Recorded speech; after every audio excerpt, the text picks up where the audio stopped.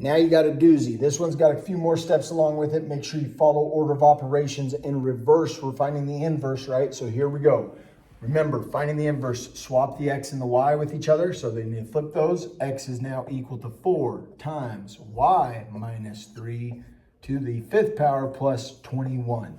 Okay, so because the last thing we do in PEMDAS when we're doing order of operations is addition and subtraction, we need to get rid of the addition and subtraction first because we're inversing. We're doing the opposite of what PEMDAS tells us to do. So we start with addition, then we're going to go to multiplication, then we got to get rid of the exponent, and we'll finish with parentheses. So we're going to subtract 21, cancels, subtract 21. Now I've got x minus 21 is equal to 4 times y minus 3 to the power of 5. We're going to get rid of that 4 now. Now remember, we're going to put parentheses around this because we're going to multiply this by 1/4, the reciprocal of 4. 4 is really just 4 over 1. Its reciprocal is 1/4. So that's what we're going to multiply by the reciprocal.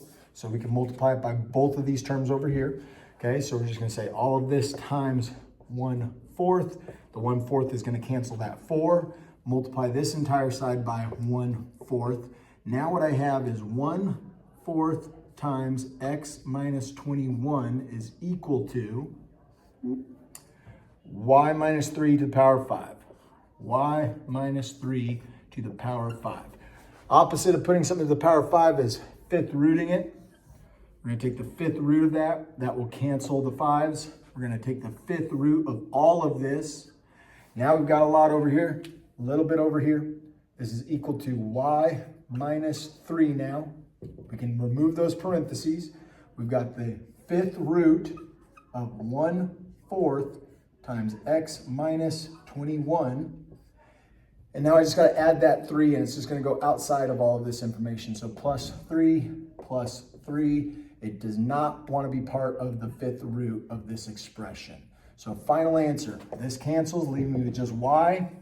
Y is now equal to all of this plus 3. So the 5th root of 1/4 x minus 21. And then on the outside of that radical, we're going to put plus 3. Plus 3. You can now find inverses of just about any function that you're going to see in your early calculus courses. All right, study hard and good luck on your upcoming test.